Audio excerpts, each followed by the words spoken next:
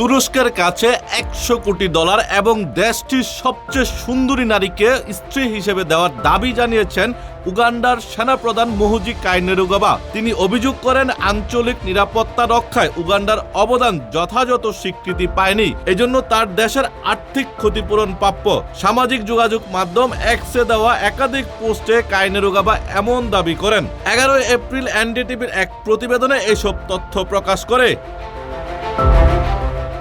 উগান্ডার সেনাপ্রধান সামাজিক যোগাযোগ মাধ্যম এক্সে দেওয়া একাধিক পোস্টে তিনি অভিযোগ করেন, সোমালিয়ার রাজধানী মোগাদিসুতে বিমানবন্দর সহ বিভিন্ন ব্যবসা ও অবকাঠামো প্রকল্প থেকে তুরস্ক লাভবান হচ্ছে। তবে বহু বছর ধরে উগান্ডায় নিরাপত্তার ভার বহন করে আসছে বলে দাবি তার। তাই তিনি তুরস্কের কাছে $100 কোটি ক্ষতিপূরণ দাবি করেন। একই সঙ্গে তুরস্কের সবচেয়ে সুন্দরী নারীকেও চেয়ে বসেছেন। তিনি সেই নারীকে বিয়ে করার ইচ্ছা পোষণও করেছেন।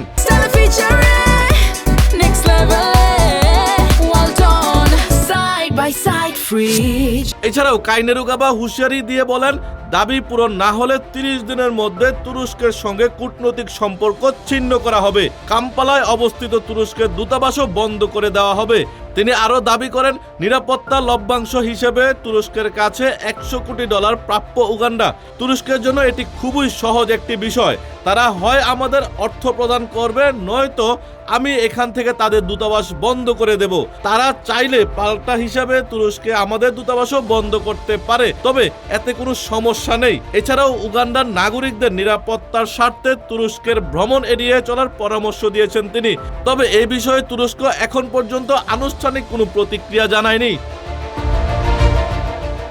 এর আগে গত 25 মার্চ সামাজিক যোগাযোগ মাধ্যম এক্সে দেওয়া এক বার্তায় ইসরায়েলের পক্ষে ইরানের বিরুদ্ধে যুদ্ধের ঘোষণা দিয়েছিলেন কাইনেরুগাবা। তিনি জানিয়েছিলেন, উগান্ডার 1 লাখ সৈন্য ইসরায়েলের হয়ে যুদ্ধে যোগ দিতে প্রস্তুত রয়েছে।